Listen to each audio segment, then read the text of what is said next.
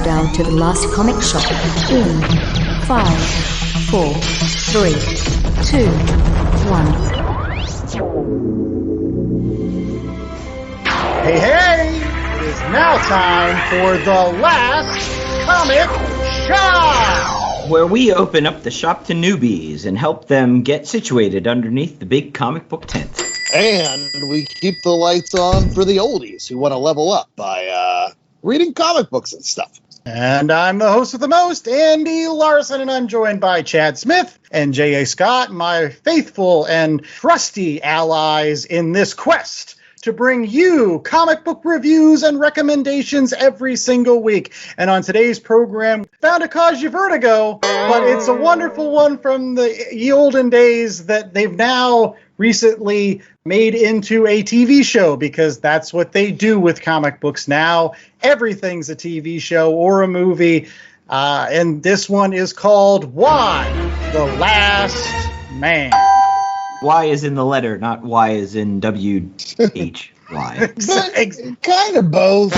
Yeah. Kind of both, too. Yeah. You want to know? Yeah. If you get into it later, you will ask why Yorick was the last man, because, like, he's a pretty poor specimen if that's all you got. Hey. Spoilers, we'll get there. And if you haven't watched the TV show, or you have watched the TV show, I mean, it recently just came to an end. Like, the last episode just aired last week. So we thought it was a great time to basically go ahead and get a review out of the actual comic book, in case, again, you want to, listen to us talk about the comic book, then go read the comic book, and then go binge watch the show. Or maybe you've binge watched the show already, and now you're like, I wonder what the comic book's like. Well, regardless, we're going to talk about it today. But one other thing we're going to talk about is our Twitter polls. That's right, kids. Every Wednesday on Last Comic Shop's Twitter page, at Last Comic Shop, J.A. Scott, our wonderful co-host, is gracious enough to put out a comic book related poll. Again, our one-man Pew Research Center. Yes. So periodically, we feel it's our obligation to go ahead and recap these. Not only is it because we want people to get the results, because they might be interested in that, but it also drives more people to go take part in these polls that we put out every single week. So, J.A., we've got about 6 polls again to cover on today's show. Yep. We're going to go through 6. Most of these, well, the bulk of them, 4 of them were in our Marvel month. Oh, yes. We have a lot of sort of Marvel-adjacent polls. Also, this is the first time we saw a serious uptake in the number of people voting on our polls. So we're getting a lot more participation from our community on Twitter. So that's always good. We always like to see that, we're not just throwing out these polls into the nether and they go nowhere. So anyways, first one was off the back of our What If episode. We asked, which one of these storylines do you wish would have happened or continued? Choices were Sam Raimi Spider-Man 4, Snyderverse continued, so we would have gotten, sort of the Snyderverse into Nightmare and everything that he had going on. Nicolas Cage's Superman. Ooh. Oh no! Not the bees! Not the bees! He had such greasy looking hair in that one. You see the picture all the time. He looks so off-putting in that costume. Go on. And the fourth was Roger Corman's Fantastic Four, which was supposed to come out in the very early 80s. So Sam Raimi, Spider-Man 4, and then there was the rest of the field. It took over 52% of the vote. And I mean, that's the right call. I mean, if we would have got Spider-Man 4, we would have gotten possibly Bruce Campbell playing Mysterio, which would have been awesome sauce. They could have actually moved Venom out to maybe the 4th movie, or at least, built Venom up a little bit better, where maybe you would have introduced parts of the Venom thing in, 3 and then continued it in 4. A lot of good things could have happened. Yeah, and the bottom line is they did Sam Raimi dirty with that whole Spider-Man 3 smushing everything together. He deserved a chance to redeem himself. Plus, what we got instead on the flip side was so bad that Sony gave Spider-Man back to Marvel.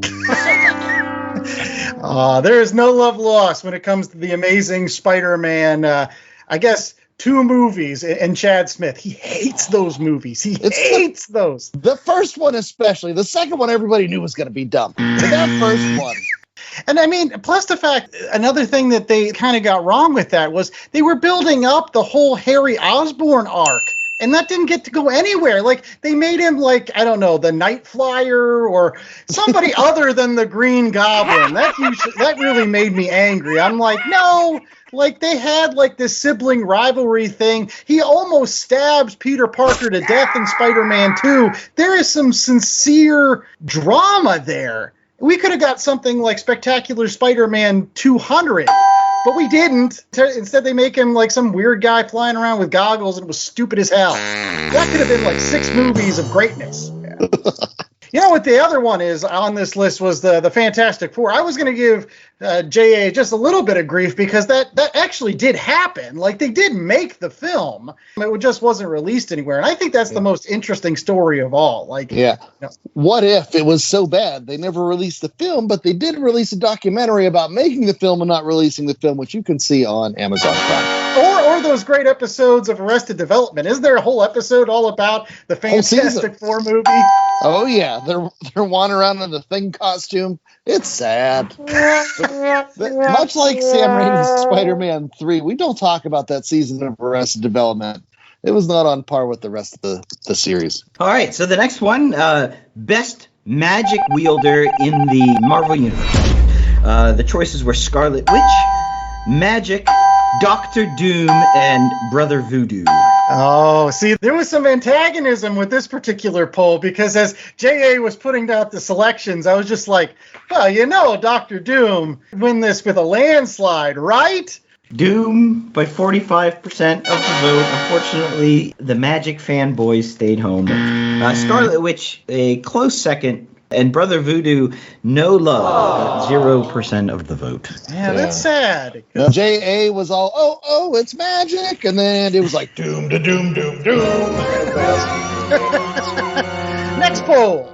Best reboot of a series. So, was it Snyder's Superman, Nolan Batman, Netflix Daredevil, and then this is where I made the mistake. I put Amazing Spider-Man. I should have put MCU Spider-Man because we're looking for the best, not the worst. So it only got 7% of the vote. And Snyder's Superman only got 3% because I guess people don't think that's very good either. So it was essentially a 2-horse race between the Nolan Batman series and Netflix Daredevil. Although I will contend, if people take the time to watch Daredevil, the director's cut, which contains 100% more Coolio and is in fact 100% more Coolio, they would appreciate that Daredevil movie that much more. But this was like a very interesting poll. First off, I was surprised at how many people actually voted on this poll. There were tremendous numbers that came out for it. And it really was a very, very tight race. Like, I was watching it like almost every hour, like, because they were like running neck and neck. I was like, who's going to win? I voted for, I think, the Daredevil series, to be honest. Chad, what did you vote for? I voted for Batman. Yeah, as you said, this is the most voted poll we ever had so far in our polling career. I also went for Daredevil. Okay. Dun, dun, dun. Next one. Best cosmic character for an MCU movie coming up. Beta Ray Bill, Adam Warlock, Quasar, or Super Skrull. Oh, and we have to put the caveat that this did not include Silver Surfer. That was during our Silver Surfer Parable Week. So if you couldn't pick Silver Surfer, who else did you want to see in the MCU cosmic-wise? And who won this vote, J.A.? Beta Ray Bill with a handsome 58% of the vote. A distant second place was Adam Warlock. Quasar coming in fourth. It seems that with these polls, I always pick like one bad person that gets almost none of the vote. He was no the love for Wendell. But I will say this, a lot of people were asking which Quasar we were picking, and of course I had to post on our page the picture of Quasar with doing the Demi Moore impersonation being pregnant on one of the issues, because that's just one of the best comic book covers of all time. I won't hear any word about it. And just to bring up, this poll came out a month before the news leaked out about Adam Warlock being cast in the MCU. Yeah. Did you guys see that? Where the kid from We're the Millers is going to be your new Adam Warlock. Well, and I saw some of the pictures of him. He's definitely a blonde bombshell, at least, so I was like, okay, yeah, I can buy that as Adam Warlock for sure. But I want to see Horseface all day. You know me. Better Ray Bill's the right answer. On the idea of horses, the next one was Best Arthurian Film. Oh. This poll went along with our review of Once and Future. And we had Excalibur, Sword in the Stone, Army of Darkness, or Monty Python's Holy Grail. And I have to admit, I thought it was going to be Monty Python's Holy Grail in a landslide, and we had a bit of an upset with this one. Army of Darkness came from behind after Monty Python got out to a huge lead, and sort of, I guess it was the mail-in vote, overtook Monty Python to win this 39% to Monty Python's 29%. It was just a flesh wound. Well, listen up, you primitive screwheads. You never go against Army of Darkness. Like in this particular poll, like I was surprised it was on the list. I was trying to think of other Arthurian movies. Like I don't know why you didn't say like The First Night or whatever, but Army of Darkness is on a poll. I'm voting for it every time, and I'm going to be campaigning hard. When I first got a DVD player, it was one of the first 3 DVDs I bought. Because you get Matrix with a DVD player, right? Yeah, standard. I had to get mine re-chipped because it couldn't handle the Matrix. But I had that, I had Fight Club, and then I had Army of Darkness, first 3. But I will say this, in this particular poll, we got shamed by our good friends over at Comic Book Couples Counseling. Well, they shamed everybody because they basically said Excalibur is the correct answer, and why is nobody voting for this? And I kind of had to agree because I'm like, that is the only one that's really about the Arthurian legends for reals. But nobody watches that. Everybody just shouts. Sword in the Stone is too. Well, Yeah. Come on. That's one of the last best animated Disney movies. Well, Yes. which one do you vote for, J.A.? Monty Python's Holy Grail. Like, I thought everyone would. Chad? I shopped smart. I shopped S-Smart. Went with Army of Darkness. Can't go wrong. It was the closest to the book we had read. That's why I like that as a poll answer. And then our final poll that we're going to review in this little session was Best Monster. So this went with My Favorite Thing is Monsters.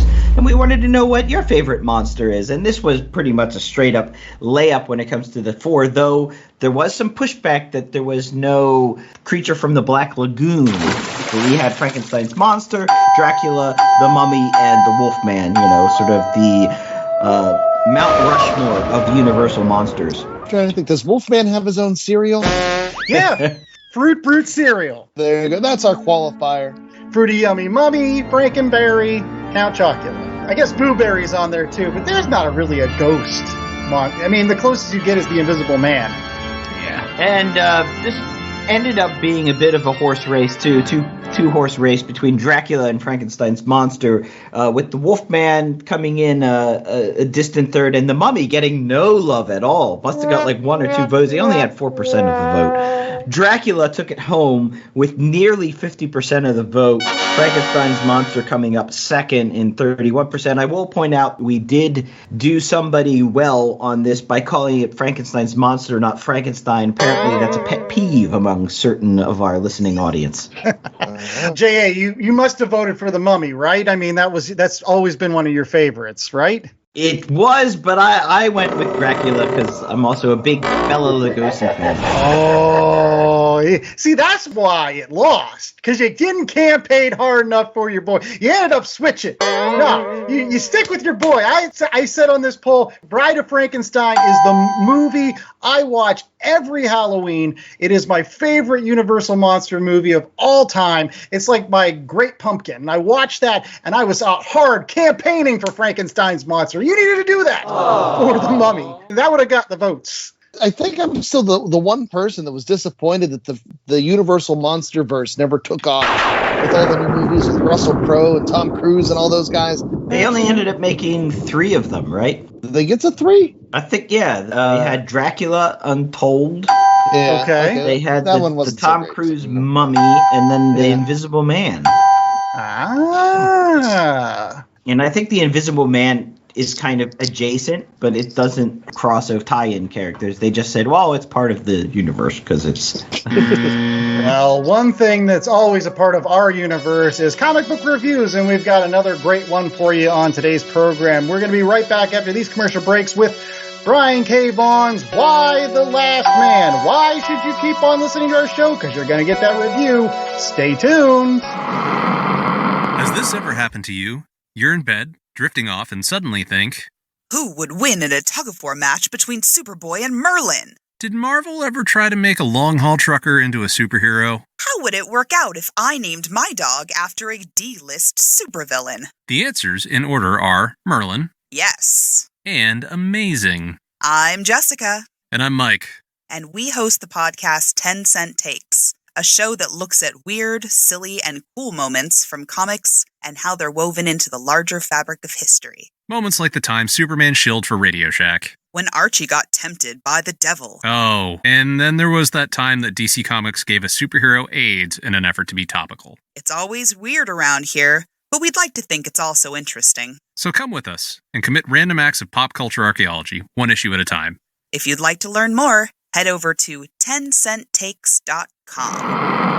All right, we're back with more of The Last Comic Shop, and it is now time for our Read Pile Review. Yes, that wonderful time in every single show where we have read a book this week, and we're going to tell you about it. And this particular one, as I mentioned previous in the show, is kind of timely and relevant to a lot of people out there because they made a comic book-related TV show about it that's been appearing on Hulu, FX. Yeah, FX on Hulu. Okay, all right. But long story short, they finally made a Why the Last Man TV series, which, honestly, they've been talking about for forever. I remember when they were talking about doing this back when Lost was on the air, and that was like a decade ago. And in fact, part of me thinks like this should have been done a decade ago, and why they're finally doing it now, I don't know, because like it's different times now, and is this even relevant anymore? And maybe they missed the boat, but they still did it, and I haven't watched a lick of it. Now Chad has, and before we get into the comic book review real quickly, what did you think thus far of what you watched? I am the wrong person to ask about this because the Why the Last Man show is an hour-long, like, serious drama, and I don't have that kind of attention span. So I tried to do that thing that other people can do where I put it on in the background and was doing something else. And I just ended up concentrating on the other stuff I was doing. Although I will say there is an appearance by my favorite band, the Magnetic Fields, in one of the first episodes. So it got some points there. Now, I agree with you, Chad. Like, I had a hard time sitting through MODOK. And that was like a half-hour comedy series. And I might eventually get around to watching Why the Last Man, binging it sometime, which you can do now that it's wrapped up. But like, I'd rather read the comic book, which is what we're going to talk about today. Right. Yeah, it was a much more modern take on things, and I applaud that. But at the same time, it in the best way possible, it just wasn't for me. So I do a comic book podcast because I like comic books. So I'm not on a TV show podcast. Well, I will say this. This is actually our first DC book that we've actually had on the program since August, when we did Suicide Squad. So it's been like 3 months since we've done. Dude, and it's not even a Vertigo. DC. It's Vertigo. If that says something about our podcast, leave us a comment about it. Now, this one is my pick, and I will say I can be pretty harsh on DC Comics, especially when they're bad. And that's the thing that was happening for a little while out of the future state. But, in their defense, in the last few months, I find myself picking up more and more DC books off the rack. You could go with the Tom Taylor Nightwing stuff, or you could go with the Tom Taylor Superman stuff, or you could go with the Tom Taylor DC versus vampires. And looking at what's coming down the pike, they've got this new Catwoman series by Cliff Chang, the One Star Squadron by Mark Russell and Steve Lieber. Very excited. And the Human Target with Tom King and Greg Smallwood. There's so many things that DC has coming down the forward to that, kind of makes up for some of these gaps sometimes. I was going to say, we might have to review some of those. Yeah. Well, I will say this. Before the end of the year, we will be reviewing Tom King and Mitch Gerard and Doc Shaner's Strange Adventures series. It just recently wrapped up and will be coming out in hardback in December. So stay tuned for our December shows. Around that time when that hardback comes out, we'll definitely be reviewing it on this show. But we are not talking about Strange Adventures or other DC books. We're talking about Y the Last Man. And J.A., who did Y the Last Man? Y the Last Man was a Brian K. Vaughan and Pia Guerra production. Brian K. Vaughan, the writer, Pia Guerra, the penciler, Jose Marzan provided inks, and colors were by Pamela Rambo, and lettering by Glenn Robbins, with covers, beautiful covers, by J.G. Jones. There you go. And given this was Chad's pick this week, Chad, what is the 10-cent synopsis of the first 2 volumes? Again, this series ran for 60 issues, but we covered the first 2 trades for today's review. That's right. We did Unmanned and Cycles. So the basic premise of this book is one day, all the dudes are dead. And so there's one guy who's left behind. His name is Yorick, and he has a monkey with the Y chromosome named Ampersand. And so much of the book is about them trying to get across the country and the different people they meet. There's Agent 355. There's a Dr. Mann, who's this geneticist who may or may not have caused the whole thing. And then they run into Yorick's sister. And we get into all these different things, all these different avenues that we try to find what may have happened. And then we get some political intrigue with Y's. Is his mom the president now? She's in the Pike, I think. She's in the Pike. I get the characters mixed up, yeah, a little bit. Yeah, you're right. It is a little bit different from the television show, because I think in the television show, Diane Lane actually is the president. But in this book, she's just a representative. Like, she's not the president. That sends up somebody else. But yeah, it's basically, there's just this one dude left, and he's going across the country in a post-apocalyptic wasteland where it's all... There you go. There's a lot of differences between this particular series and the Hulu FX series. And we'll get to some of those and which ones I think work and which ones don't. But J.A. actually had a lot of questions that he wanted to throw out to the group. Yeah, so, I mean, I've got lots of questions. How are they making food? I guess they're all vegetarians now because cows can't reproduce and pigs can't reproduce. And, well, I guess you can clone lambs now, so maybe they're cloning the lambs. So are they cloning everything? How are they making food? I felt that they kind of glossed over some of the big things about, like, the planet losing 48% of its population and the one of the 2 key components to making the next generation of everything. I mean, they talk about this is our last generation, the next generation of, humans, but they kind of gloss over that animals, especially animals that we eat and animals that are part of the entire ecosystem, they have different life cycles, like dog ears and cat ears and things. Jay, focus up, man. Focus up. This is about humanity, not cow-manity. I will say this, that I have an answer to your question in terms of what are they doing for food. I did think about that for a second, and I did say to myself, you know what? With half the population gone, that means half the canned goods are still available, right? Because if you drastically drop the population, you still got the same number of canned goods with half the number of people to eat them. So as long as you're eating baked beans all the time, you're set. Yeah, the beans that were made in the past, but there's no more current production. Well, that doesn't mean that production's going to stop. There are still people left. And admittedly, they're probably going to have an adjustment period. They got to take some time, clean all the dead bodies off the road and get everybody in those trucks and all that other stuff they're doing. But yeah, they'll find a way. Yeah, well, that was the one thing that I will say that, believe it or not, it was a major issue for me between the television series and the comic book. Yorick walks around in the comic book wearing a gas mask most of the time. You can't see his face because, again, he's afraid of what people's reaction will be, him being the last of something, and I will say this, that, like, gosh, that made everything so much more suspenseful. I was on the edge of my seat a little bit because again I was like, oh no, what if they find out that Yorick is who he is, and like, you know, what is their reaction going to be, and how are these people going to react, and are they going to try to kill him, are they going to try to imprison him, are they going to try to do this? So it was very suspenseful for me. In the TV show, he walks around, he doesn't have a gas mask on, not only because, you know, they want to see the actor's face like most of these comic book series is, but at the same time there's also the notion as we've grown up as a society, and with transgender, you know, he can fit in a little bit better, he can be out there in public a little bit more than maybe this book that was written like almost 2 decades ago. But at the same time, part of me also said to myself, if so many people died, wouldn't everybody wear gas masks, because the stench would be awful. Like, it would be terrible. Like, everywhere you would walk, there would just be dead bodies.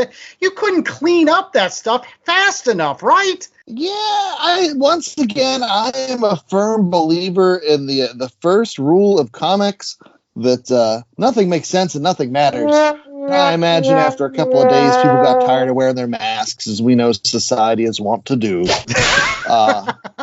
I wanted to kind of also, again, piggyback on what I said about, like, the last of a kind, right? Like, because that's really what this book's about. Like, you're saying, why the last man, or why the last cisgender male? I think that this is a really interesting series still, just simply because of the notion of playing around with the idea of being the last of something, right? Like, it could have been the last of anything, right? Like, you could have made this, like, the last kid. Were like the ones Commandy? Well, what I was saying was, like, maybe the kids, you know, everybody that was under the age of 12 died, except for one kid, and how crazy that one kid's life would be from, because everybody would want to poke him and prod him and find out why he's the last one available. And again, just being different from everybody adds a lot of suspense. Yeah, they did that. It's called Children of Men, and it's much better. Oh, wow. Whoa. Shots Okay. fired. Well, back that up, cowboy. If you're gonna stay, why did this not measure up to that? This is the problem I had with the comic book. It was very entertaining. It made you want to keep reading. You wanted to find out what happened, but they didn't deal with the consequences of it enough. Yeah, I mean, they sometimes refer, oh, there's dead people and we can't drive because everyone died in cars, so we have to use motorcycles. And, you know, that's how it was kind of referred to, but it didn't really delve into, like, the psychology of half of the population dying and the fact that you can't have food. I had a hard time myself suspending belief, and that's why I led with those questions. I couldn't get to that space where, oh yeah, I can believe that this happened. You know, like, I'm reading Superman. Sure, there's a guy who can fly and is faster than a speeding bullet, but I struggled with the concept, and I felt like they didn't give it enough justice. Now, I haven't seen the FX show. Maybe it's better at dealing with that. And that's what I thought, Children of Men. You watch that, and it's scarily believable how society can just degenerate over, you know, you take one thing and you change that one little thing, and then you just watch, like, England become this authoritarian power and America degenerate into sort of Lord of the Flies zone and all this, only because no one's being born. To respond to your initial points here, I think those are totally valid. That this world, it plays around in the premise and it plays around in the world, but it never really addresses a lot of the bigger issues at play. We might have been spoiled by an additional 20 years of content. Like, this predates The Walking Dead, so there's been a lot of post-apocalyptic material in the meantime where they have taken a much more nuanced look at what happens to society when things break down. I think, and this is the biggest thing for me, and I think Andy was alluding to this earlier, is there's 20 years between when this book was published and today. And especially when it comes to the show, I feel bad because I think they waited too long to do the show. Because as I was reading this book, and don't get me wrong, I'm a big Brian K. Vaughan fan. I think he's a fantastic writer. The art in here is very good. But I couldn't believe how dated this book was. I still remember this book as a thing. Like, when it came out, I bought the first 3 trades, you know, and was reading along with it. it's not like when I read a comic book from the 60s or the 70s that I mentally prepared myself ahead of time and be like, oh, it's from the 60s. There's going to be things I'm going to have to adjust for the time. Like, and I got into this, it's like, whoa, it's hard to believe how much society in general has changed over the last 20 years, whether it's progress or not. To go back and read something from before that time, it really is like an artifact. It's like you have to consider that time that it comes from above all else whenever you're taking this thing into account. And that was the thing. And one of the major reasons why, when I said to Chad, like, what do you want to read in terms of comic books? And he was like, well, let's read Y the Last Man. I immediately jumped on it because, again, I come from that generation where Y the Last Man was big news. When that came out, like, almost everybody was reading it. You know, I was a huge fan of Lost, and I know Brian K. Vaughan worked on that particular show, but I, like, geeked out in one of the episodes when Hurley was reading a copy of Y the Last Man when he was waiting to get on his plane. And I was like, oh my gosh, it's one of the seminal comic books of our time. And now I'm like, it is? It's very 2002, 2003. To your point, Chad, like, is this the same as Watchmen? I feel like Watchmen has a much more timeless quality than maybe Y the Last Man. Am I wrong with that? Yeah, I think you had to compare it to sort of pop culture. This is like The Crash.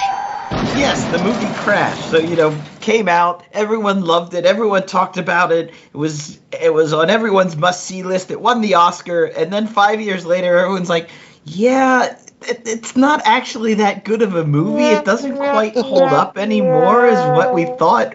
We kind of missed the boat on that one. I think we should have given the Oscar to Brokeback Mountain, which is just a much better movie in all respects. But at the same time, like, again, there were parts of this I enjoyed, like, well, other than Yorick. I guess Yorick seems like the most dated character in this entire book. He just seems stupid. Again, the rest of the characters, like his sister Hero, she's a much more interesting character. 355, she's a much more interesting character. Dr. Mann is, even when he goes to the prison town with all in Cycles, the second trade, where it's like just run by women from the this penitentiary nearby. Even the woman he meets there that he kind of falls in love with, she's even much more interesting than him. Because, like, I don't know, she likes David Bowie or whatever. And she actually has, like, an arc where she, like, throws this axe into some person. I just thought that she was much more heroic in that. I was like, okay, but he's not very interesting. I will grant you. It's like they never really flesh out sort of his motivations, or how would you feel if you're the last person of your sex on the planet? That's got to be a mind bender, and he's kind of just like, oh. And I think this is, you know, this gets back to it being dated. And that's what I struggled with in reading it is, you know, he's going around obviously all the time with the gas mask. And I was like, well, why do you need that? You could just say you're transgender and people will assume you're transgender. And I guess that's how much we've progressed in society from 2002 to 2021 is that I can think that, no, it's just, you know, it's you just look like Elliot Page. Yeah. Right. And well, they bring up transgenders and just immediately dismiss it in this book. And it's that fine line where you don't want to go too far out on a limb to stand up for something that was dated. You know, that was how things were at the time. You want to accept that progress. But yeah, it's tough. It makes it tough to talk about. And there's so many points in this where, like, I started reading it and there were moments like when the wives of the Republicans come out with their guns to storm the Capitol, and I was like, wow, that's kind of prescient. And then I was like, but a lot of this is not. A lot of this is not how things would go. And so it was weird to have that dichotomy. And I admit, too, that Yorick, he is not a likable character. And he does so many dumb things. Like, he rips off his gas mask. He's like, look at my Adam's apple. It's like, you jerk. What are you doing? It's like watching those old horror movies where you want to yell at the screen the whole time. Like, don't go in that room. It's like, Yorick, you're an idiot. But I think that's by design. Well, I think it is by design. And last thing I'll say before commercial break. Honestly, I feel like Yorick is in some ways a walking MacGuffin. He's not really what the story's about. Like, it's about, like, how people react to him. That's what you're really tuning in for. He's just, like, there as a catalyst. He's like the Lost Ark. You're really watching it for Indiana Jones, but Lost Ark has to be there or else the plot doesn't move forward, right? I mean, that's all 355 is doing. He's like, I got to move the Lost Ark across the country. That's all I got to do. That makes sense. I mean, totally. Well, in any case, what's going to make sense is hopefully our ratings for Why the Last Man. We'll be right back with those right after these commercial breaks. So stay tuned for more Last Comic Shop right after this. Do your hobbies include comic books, movies, television, and or video games? Are you always behind with the latest news in the world of nerd? Well, look no further than the Oblivion Bar, a nerd culture podcast. Great Scott! Hosted by Chris Hacker and Aaron Knowles, the Oblivion Bar offers a weekly review of all the latest breaking news, in-depth discussions far beyond whether Han shot first, and newsletter section, where you, the listener, send in your questions to be answered live on the show. New episodes every Monday, available on Apple Podcasts, Spotify, Stitcher, iHeartRadio, and Google Podcasts. I'm just so freaking excited! You can also find us on Twitter at Oblivion Bar Pod. Come join us at the Oblivion Bar Podcast. Hope to see you there. All right, we're back with more Last Comic Shop, and it is now time for our ratings, where we don't have to wear a gas mask because our ratings never smell, right? We always give you the straight poop when it comes to whether or not you should get this particular book or not from your local comic shop and check it out for yourself. And again, Why the Last Man? It's been on everybody's consciousness recently, so Jay is going to give us a rating scale so that we can assign it numerical value. J.A., what is a rating scale for Why the Last Man? I think we'll just go gas mask. That's probably the safe one.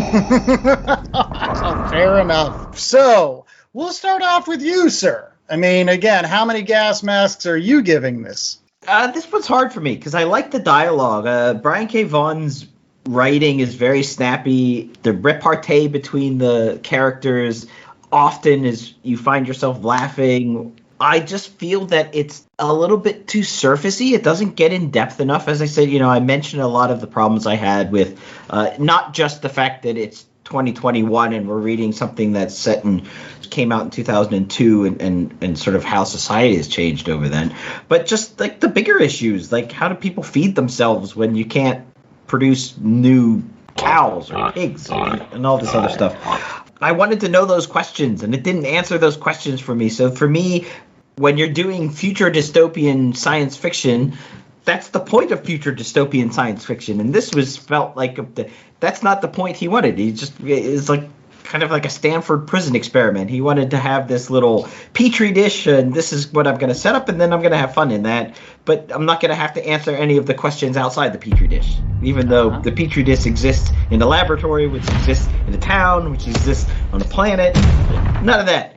So I don't know. And as you said, we only read the first two trades. I wanted to know, what happened to the astronauts in space? Did they get affected by this too? Because if they didn't, then that would say that it's some sort of bacterial or viral plague. But if they did, then it's mystical. I don't know. I had so many questions. It didn't answer them. I haven't read the full 60 issues. I do know that in the Wikipedia, they say that the conclusion to this series is one of the most finely wrought, best executed conclusions to a comic book of all time.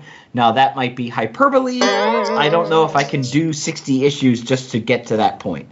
So I'm giving it 2.5 gas masks. Okay. Chad, it was your book. What are you giving it? I always say this is tough, and this is tough because there's so many parts of this book that I legitimately enjoyed. There were some moments of social commentary where they talk about, the monument to all the males, and what did they pick? But the Washington Monument, the giant penis statue in Washington. you laugh at stuff like that. Like, that sounds about right. And it did feel like 2002. Like, I go back to, it's been a couple of months by now, but when Norm Macdonald passed away, and I went back and I watched a ton of his stuff, work that he produced was in that late 90s, early 2000s. And some of the comedy, to judge it by today's standards, was really harsh. And edgy. Very edgy. And I commented to one of my friends, I'm like, I love Norm Macdonald. I love Norm Macdonald's comedy.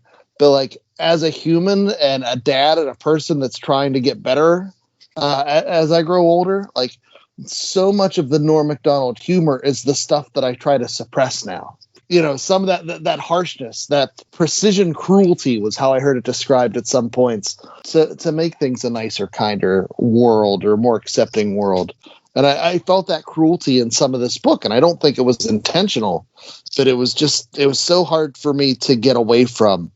And so while there were parts that I enjoyed, there were parts that made me cringe, and I was like, well, let me just go back and consider it, you know, from that time frame and see if it gets better. But I think the problem is that it's so much of that time, it's inescapable. And the irony, which we haven't talked about, is Urich is this escape artist. He can't escape the time this story is told. And so while it's fun and compelling, and did I want to read more? I did. I think I might recommend going with other Brian K. Vaughan books instead as a result of this one. So even though I'm the guy who brought this up, I'm going to say 2 out of 4 gas masks. History has not been kind to this one. Okay. Well, I will agree with that. I mean, a lot of what Chad said is what I feel. I mean, this was a book, again, I told you, I read it in an hour, and I kind of wanted to read more. Like, I honestly felt like I probably could read all 60 issues that evening. Again, Brian K. Vaughan has a way with, again, the dialogue, with the pacing, with the way that he develops a story, that it just kind of lends itself naturally. If you've read any other Brian K. Vaughan, he does this in all his other books too, Ex Machina and Saga and Private Eye and Paper Girls. And I would say, honestly, a lot of people love Brian Michael Bendis when it comes to dialogue. I think Brian K. Vaughan is the bee's knees. Like, all Bendis guys, they end up starting to talk the same after a while. When you get into Brian K. Vaughan, they genuinely talk like different characters, and they interact with each other in different characters. You can tell the difference between the characters that he has in Why the Last Man and Saga. They're just not the same people. But at the same time, I agree with Chad that there's so much dated stuff in this. And since then, in 20 years of fiction, we've gotten better stories that were told about this same premise, that it now seems like, this isn't as well thought out, to J.A.'s point. And it's kind of hard to avoid. But I liked it. I thought it was suspenseful, you know, and again, my thoughts about being the last of something. You know, again, whether it's the Lost Ark and the last of that, like anytime something's the last of something, everybody wants it. It's prized. It's rare. It's something sought after, and people will have dramatic emotions towards it. And so, like, that's just good for storytelling. But I don't know. There are better stories about last things, I guess, at the end of the day. I wish I would have had this podcast back in 2005. Because then I would have thought, like, oh, my God, this is a 4 out of 4. But now it's like 2.75, I think. There is brighter Brian K. Vaughan out there. I definitely think the show missed the boat, too. This style of story, I don't think works in a modern context. And so that's what it is. But the covers were beautiful. Absolutely. And you know what also has awesome covers? Some of our recommendations. That's right, it's our time of our show where we like to give you other comic books in addition to Why the Last Man that you can pick up at your local comic book shop if you are so inclined. That's right. We like to recommend something fairly recent, something that is adjacent or related to what we discussed this week, and something maybe a bit out of left field. What's in the newsstands today, Chad, that somebody can pick up? Well, one book, as I was talking about the DC renaissance that's happening, one DC book that I've been enjoying, and it just wrapped up a few months back, was the Batman Superman run by Gene Luen Yang. They had a story where the villain was Archivio, but it was a really neat story that was kind of like a meta-commentary on comic books, where it was the Superman and Batman from the 1940s, and the story was told through film strips, and the film strips would overlap, and like one character would fall out of the top film strip into the bottom film strip, and it was really fun and a neat story. I think it starts around issue 16, and then they also wrapped up the run of Batman Superman with issue 22 with a really cool story with Mr. Mixoplex, the Calendar Man, and it's another meta commentary on comic books. And so I'm hoping it's out in trade soon. I should have looked that up, but I didn't.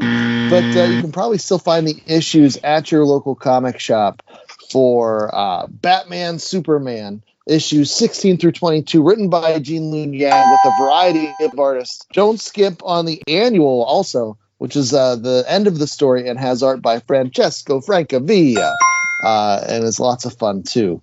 All right. We do like our DC books here, as you can tell, so we'll definitely have to check that one out. Andrew, what do we have related-wise that we can recommend? Oh, do I see a heavy tome in your hand? That's true.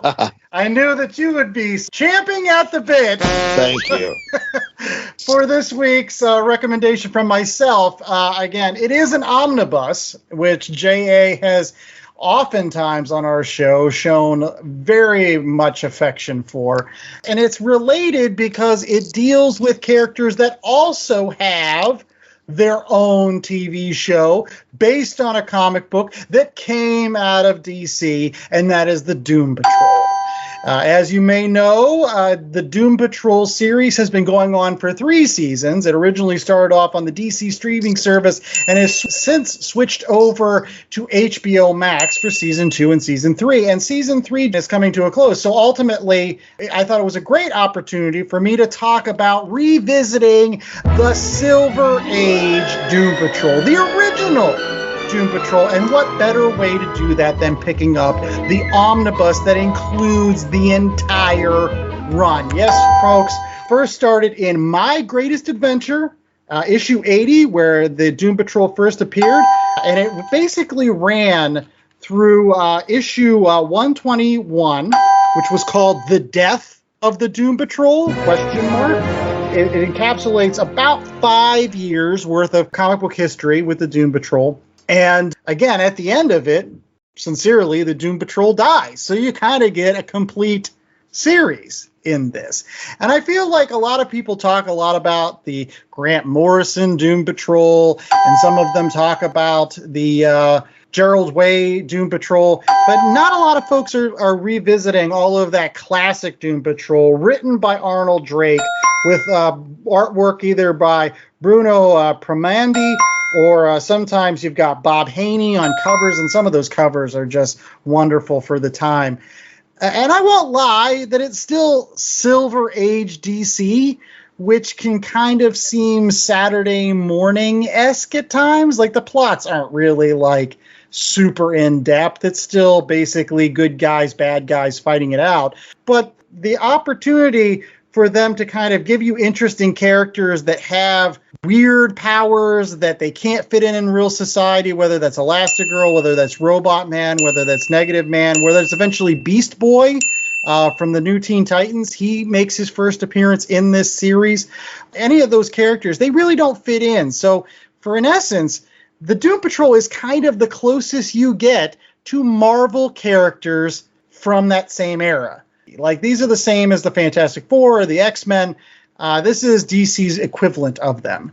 And so I really think you should check it out. It's got great bad guys like a talking gorilla and Monsieur Mala, and you've got Madame Rogue, and you've got the giant robot Rog, and the Brain, and the Brotherhood of Evil. And if you're watching the new Doom Patrol series, they talk a lot about the characters from this particular run. So, like, you're going to pick up a lot of the Easter eggs if you're a fan of that series by just reading some of those Silver Age comics that you can collect all in this awesome omnibus for sure. Hey, that Doom Patrol book can help you appreciate Doom Patrol even more than Brendan Fraser's recent Renaissance, as the folks on the internet are calling it. That's right. He is the Robot Man voice. And I will say, just as a real quick aside, Season 3, it feels a little on the cheap for me. It was like it was filmed all in Pennsylvania. You could definitely tell it was a COVID show. It's like, yeah, we've got very limited sets and actors, and they can't really be near each other. So, we'll do what we can with what we've got. Like the later seasons of X-Files where, man, every freaking episode is set in the same forest in Seattle. They want to believe, they just don't want to travel outside of this one location. So, for out of left field, or maybe I should say out of the left galaxy, I'm going to be recommending Bitch Planet by Kelly Sue DeConnick and Valentine Delandro. And this is what has been described as Margaret Atwood meets the Inglourious Bastards. So essentially what it is it's like a feminist take on the women exploitation in prison movies of the 60s and the 70s, where there are women who are non-compliant, so they're sent off-world to this prison planet, and basically the series covers how they, the crimes they committed, and then sort of their life on the prison. And it's just violent and satirical. And, unlike Why the Last Man, I think this book really deals with some of the systems and the issues that the real world problems that oppress like LGBTQ women and women of color and women who don't conform to sort of what society says they should be. I think it's much better at looking at and talking about those issues, maybe because the writers are women. I don't know. maybe Netflix will pick it up too. I don't know. Yeah, and it is really good. It's one of those books that I was hoping to try to save for this particular program. So I guess it might be one of those recommendations that if you listen to The Last Comic Shop every single week, we might end up reviewing before it's all said and done. And how you can listen to The Last Comic Shop every single week is by going out to our website, www.lastcomicshoppodcast.com. It's our terrific place where you can find our podcasts on all these variety of outlets. Again, whether it's Apple Podcasts or Google Play or Spotify or Pandora or Amazon Podcasts or YouTube, we're on all of those services. So whatever your medium is that you like to ingest podcasts with, we got a service for you, and you can find us on that. And you know what? If you like what we're laying down, if you like our recommendations, if you like our reviews, leave us a 5-star review. Tell us what you think. Because again, it's all about this community, the community of comic books. We want to have conversations with folks. Did you think the same thing about Why the Last Man? Leave us a comment. Let us know. And how can they leave us comments, Chad? Well, they can continue the conversation on Twitter and Instagram by looking us up at Last Comic Shop, or on Facebook at Last Comic Shop Podcast.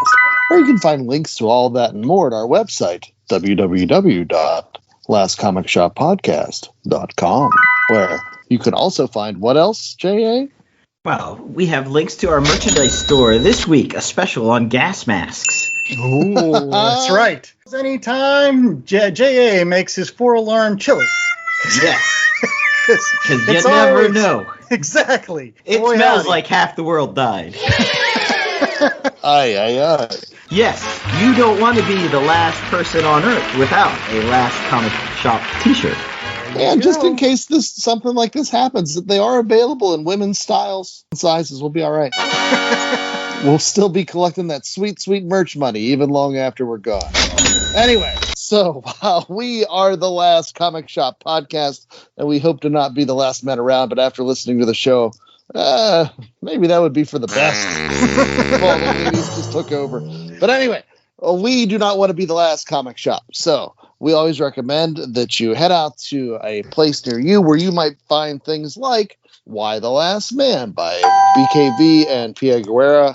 Or maybe you want to go with some old school Doom Patrol. Find that omnibus. Maybe you want to visit a Bitch Planet. You can do that thing at your local comic shop, or you can find those recent issues about Superman and Batman from Gene Luen Yang and Company. But you can do all that and more at your local comic shop. If you don't have one near you or don't know where it is, you can find one by using the comic shop locator at www.comicshoplocator.com. All right, and until next week, I was the host with the most, Andy Larson. I was joined by Chad Smith and J.A. Scott. And of course, stay safe, stay sheltered. And remember, if you have a strange helper monkey throwing poo at you, it might not necessarily be a bad thing, because it might allow you to stave off the apocalypse. I think the 90s, they were all about the monkeys. They had it on Friends. It was a major part of that Night at the Museum franchise. I don't remember the monkeys at all in the 90s. That was the 60s. Michael Nesbitt was all over.